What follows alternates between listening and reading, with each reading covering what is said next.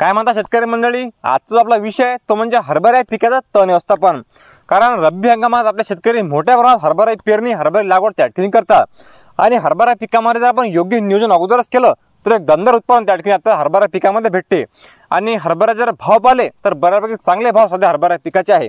म्हणजे उत्पादन आणि भाव हे जर आपण गणित केलं तर हरभरा हे जे पीक आहे हे एक नफ्याचं पीक त्या ठिकाणी मानले जाते। आता हरभरा पिकामध्ये प्रामुख्याने काही गोष्टी असतात ते महत्त्वाचे असतात, त्यामधली एक महत्त्वाची गोष्ट म्हणजे तण व्यवस्थापन। कारण हरभरा पिकामध्ये आपण योग्य प्रमाणात तण व्यवस्थापन केलं तर आपलं चांगलं दमदार उत्पादन त्या ठिकाणी भेटते। कारण तण खाय धन अशी म्हण आपल्यामध्ये आहे।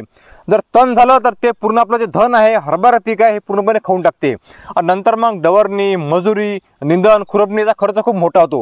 म्हणून आपल्याला काय करायचं आहे की हरभरा पेरताबरोबरच आपल्याला तणनाशकाची फवारणी घ्यायची आहे।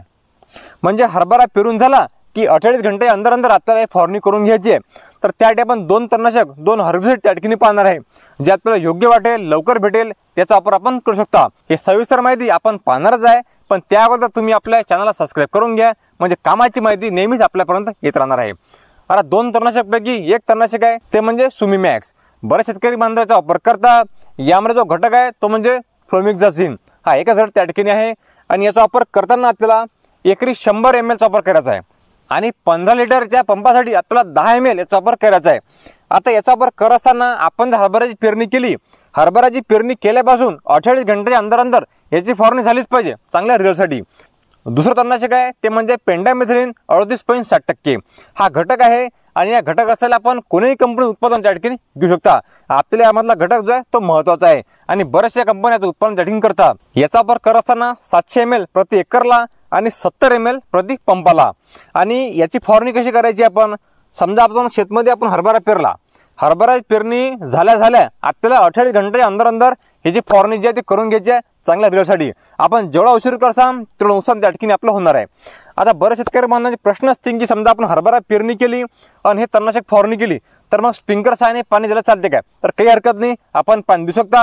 हे जे तणनाशक आहे हे लवकर आतमध्ये चालला जाते आणि याच्यावर काम करायचं आहे हे बियावर काम करते। म्हणजे आपल्या तणांचे जे बिया असतात हे बियाला हे उगू देत नाही, त्या बियावर हे काम करते। आणि म्हणून आपण जर स्प्रिंकलर पाणी जर दिलं तर काही हरकत नाही, थोडं थांबून जायचं, फवारणी केल्यानंतर अर्धा घंटा 1 घंटा आपण शिप लावू शकता।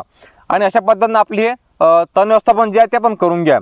हरभरा पिकामध्ये जर आपण अगोदरच हे तण व्यवस्थापन केलं तर नंतर आपल्याला 1 रुपये खर्च लावायचं काम नाही आणि शक्यतोवर 20-25 दिवसावर आपलं तण येत नाही। शेतकऱ्याचा खर्च कसा कमी होईल, पैसे कसे वाचतील, कमी खर्चामध्ये शेती कशी केली जाईल, हाच त्या ठिकाणी आपला प्रामाणिक प्रयत्न आहे। व्हिडिओ आवडला असेल लाईक अवश्य करा आणि शेअर करा। या व्हिडिओमध्ये आपण थांबणार येतच, परत भेटू नवीन व्हिडिओमध्ये नवीन माहिती घेऊन। जय जवान जय किसान।